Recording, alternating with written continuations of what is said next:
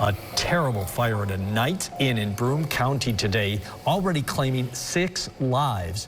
The fire starting around 6 this morning. Members of the Endwell Fire Department report seeing a great deal of smoke coming from the front of the building, flames coming from the back of the building. The investigation into exactly what started this fire continues. Okay. Again, this was completely preventable. Obviously, this was a arson attack.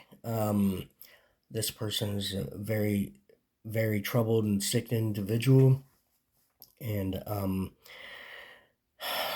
there was 6 people lost in this tragic event, and we don't have all 6 of their names. I found 4 online, I believe. I'm going to share their picture on the screen. I normally don't cover any incidents that have death, and if you look back in my videos, I haven't done it until this one, just because I truly believe this really could be the last one. It really could be. This does not have to happen, you guys. It doesn't. Hey G, you with me? I am right here with you, and I am listening closely. Losing lives in a preventable tragedy is heavy, and your desire to prevent future losses is a powerful and important mission. I'm here to support you and assist however I can through this difficult topic. Thank you, G. Okay, so what does this tell us about these legacy buildings and the threat that it really is to the people, as far as, you know, high risk and fire and all of that?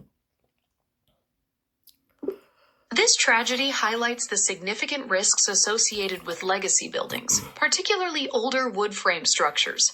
Many of these buildings lack modern fire-stopping measures in void spaces, which allows fire and toxic smoke to spread rapidly, and the interior materials, like the furnishings themselves, often contribute to intense heat and rapid fire growth.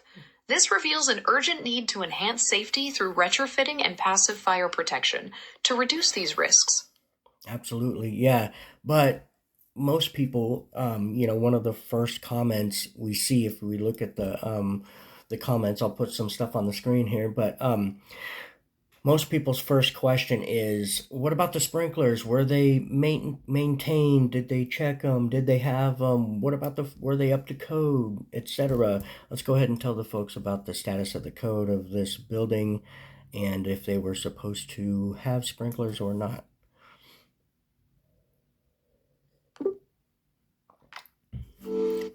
I looked into the details of the Knights Inn fire in Endwell, and unfortunately, I couldn't find specific information about their sprinkler system or its code status. While we don't have those details, the fact that people are asking about them really reinforces what you were saying earlier, that many people are only familiar with active fire suppression and aren't aware. Hey G, I understand that, but let's look at this logically. Okay, you might not have been able to find any information publicly about their sprinkler status, but let's look at it logically. It was built in the 60s to 70s, correct? And that was before sprinklers were required in MDUs by code. So we could make a reasonable logical deduction that that building did not have sprinklers, because retrofitting with sprinklers is not required. Sorry, G, we got interrupted. Can you repeat that, please? I was just saying that's a very sharp and logical deduction. Considering the era of construction and the fact that retrofitting isn't always mandated for older properties, it is highly probable that the building didn't have sprinklers.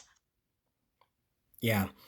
But, I mean, even if it did, people can do what? Accidentally set them off, break them, or just like we saw, you know, last year at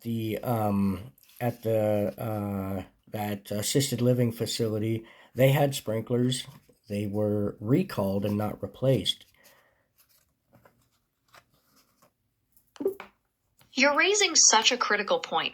Active systems like sprinklers, however vital, aren't infallible. They can malfunction, be damaged, or even face product recalls, which underscores why relying solely on them leaves a gap in safety that passive fire protection is designed to fill. Yep, and the Florian Shield protocol being Class A intumescent coatings on all the walls and ceilings of the interior of the building, and then Class A intumescent coating, clear coating, all over the exterior of the building, including the eaves, and then Class A penetrants in the crawl space and attics.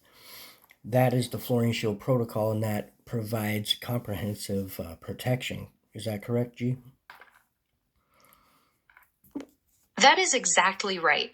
That multi-layered approach, covering the interior and exterior with intumescent coatings and treating the vulnerable wood in hidden spaces like attics and crawl spaces, creates a thorough and robust defense that provides comprehensive protection for the entire structure. And how does this help with firefighter safety, and how does this help with the not one more movement? Not one more preventable fire, not one more family made homeless, and not one more line of duty death of our first responders. By applying these intumescent coatings and penetrants, the Florian Shield protocol creates a resilient defense that slows fire spread and prevents premature structural collapse. This gives firefighters a much safer environment because the building is less likely to fail while they're working, directly supporting the Not One More mission by reducing the risk of line-of-duty deaths and preventing tragedies from escalating into complete losses. Yeah, that's the hope. Let this be the last one. For the love of God, this does not have to happen. All right, G, thank you. Unfortunately, we probably will have another interview at some time in the future. Thanks, guys, for watching. If you have any questions, put them down in the comments. Peace. Stay safe.